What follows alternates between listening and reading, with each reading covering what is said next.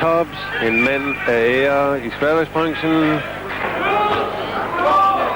Tony, prøv at studere hans næver. Læg mærke til, hvor enormt hurtigt han er på de næver.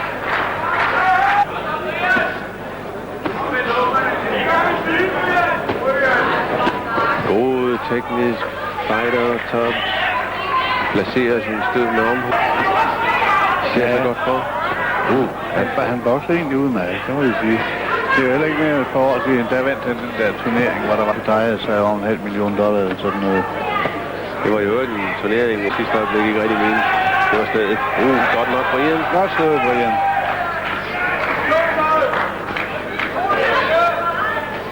Det er, hvor forslidt den kliché. Så jeg tror, Brian i aften, og det er ikke den nemmeste at bestå. Nej, det er nok 1% nok den farligste modstander, jeg har haft med. Og sværeste. På de bedste. Når han ved, at han skal passe på, han kan lade være med sine små klovne numre. Har set, at hurtighed ikke er Brians form. Men han har endnu ikke lært den sejhed og det hjerte. Nielsen går i ringen med.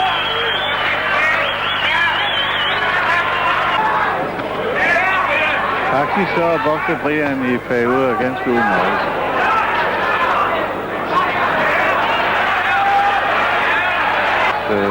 Tony Tobbs med sin elegance i de hurtigt flyvende næver. Her blandt sværvægterne er alder ikke.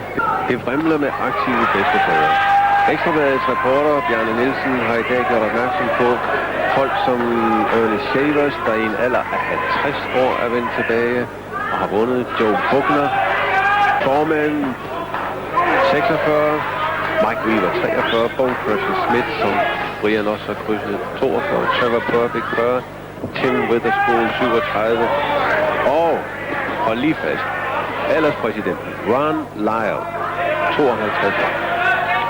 Men tilbage til kampen her, må vi jo sige, at Brian gør det udmærket. Og faktisk så bokser han, som vi sagde før, bedst, når han får nogle gode modstand.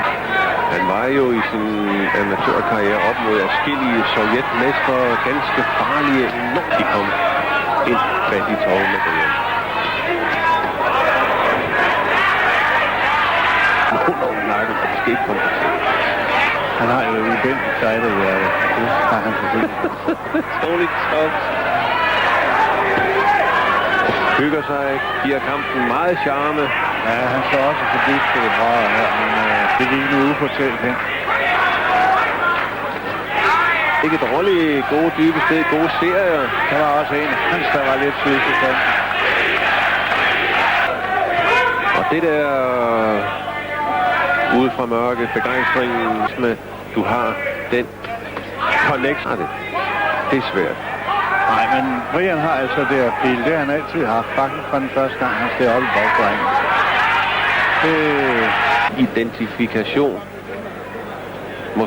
Måske er det en del af forklaringen.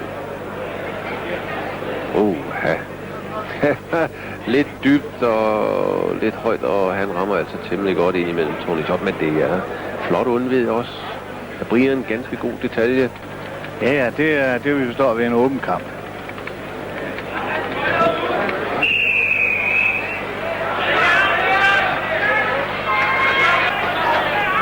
Tredje omgang.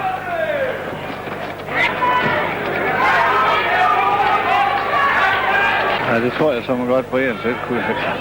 Det skulle jeg til at sige. Den finder han nok et modtræk for. Ja, men jeg ser da, det er Brian, der har overtaget det meste af initiativet igen. Det er jo udmærket.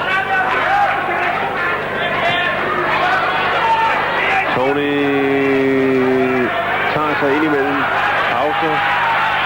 Og så kommer han i eksplosioner. Men altså, til at have initiativet her.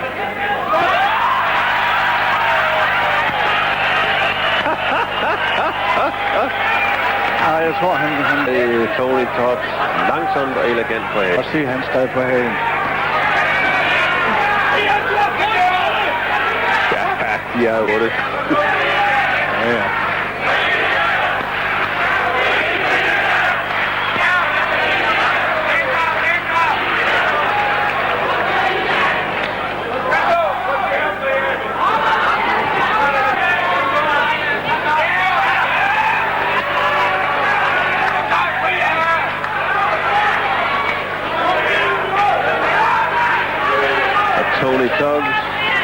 inviterer tydeligt forbedret udgave, jeg ser her siden sidst. Han er blevet spanket, han er sagt ganske.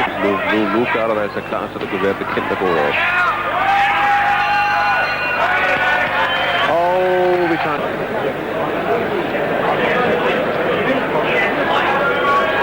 det ser ikke ud som om Tony Top har særlig meget lyst til at komme ud til kamp.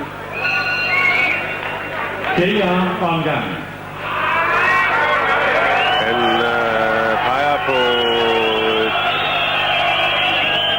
fight ever. Nej, det er han bestemt ikke tænkt for. Han boksede en kvalifikationskamp til VM her mod amerikaneren Tolkien.